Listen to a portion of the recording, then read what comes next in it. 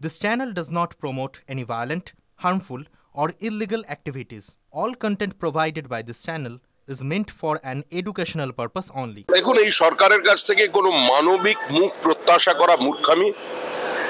এত বড় অসহিষ্ণু, প্রতিহিংসা পরায়ণ, অযোগ্য সরকার এর আগে ভারতবর্ষের কোনো রাজ্য দেখেনি। এই সরকারের চোখের জল মোছানোর জন্য বা উত্তরবঙ্গের মানুষের জন্য কি করার কোনো প্রচেষ্টা কোনোদিন ছিল না।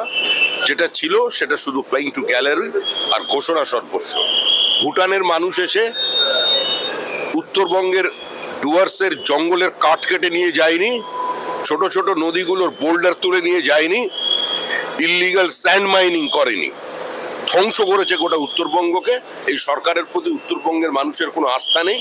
আমাদের জনপ্রতিনিধিরা, আমাদের কর্মীরা কাল সন্ধ্যা থেকে সক্রিয় আছেন, সেখানে যাচ্ছি।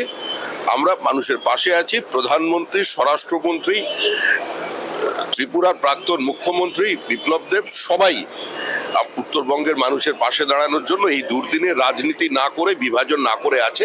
কেন্দ্রীয় সরকারে যা করার করছে, রাজ্য সরকার যদি মনে করে কেন্দ্র রাজ্য ঐক্যবদ্ধভাবে আজকে এই মানুষগুলোর পাশে দাঁড়াবে, তারা দাঁড়াতে পারে। পুরো ব্যর্থতার জন্য তো গৌতম দেব দায়ী। জীবনে কোনোদিন বিধানসভায় দাঁড়িয়ে একটা কথা বলেছে যখন উত্তরবঙ্গের জন্য বাজেটারি অ্যালোকেশন হয়, যে টাকা দেয় তারা তো জল গরম হয় না, তারও 24% টাকা খরচা হয় উত্তরবঙ্গের জন্য, বাকি টাকা অন্য ফান্ডে চলে যায় সাইফন আপ করে।